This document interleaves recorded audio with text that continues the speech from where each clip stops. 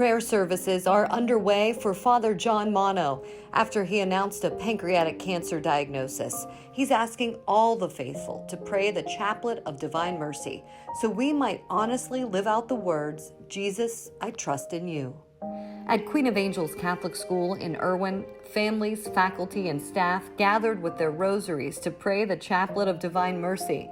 Afterward, the children took time to write inspirational messages on the sidewalk for Father John. We're praying for you, we love you, and even chalk portraits of Father John himself. Others carefully added their handprints to the now famous image of Merciful Jesus, popularly known as the Image of Divine Mercy. The image was painted in 1934 according to the visions of Sister Faustina.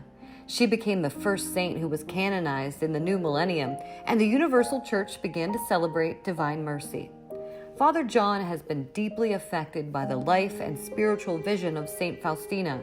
As he deals with this part of his journey of a lifetime, he has asked all of us to consider participating in Mass.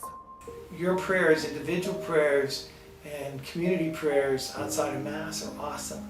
But there is nothing more for me that can be solace, is to know that you're filling the churches and going to sacred Mass, especially when I can't be there, especially when I can't even, I'm sure as time goes on, be able to celebrate Mass. I don't need, people to make the little yellow bands or the ribbons. I appreciate the thought. We don't need any fundraisers. We're not going to need any money to get through any of this stuff. I just need you to keep loving me and keep praying and encourage people. And if you have been afraid to come back to Mass, maybe this is what God's saying, hey, this is who we are as a people. And COVID isn't the thing to be afraid of. And cancer isn't the thing to be afraid of. And heart disease isn't the thing to be afraid of. Not loving is the thing that we need to be afraid of. And we're good at loving.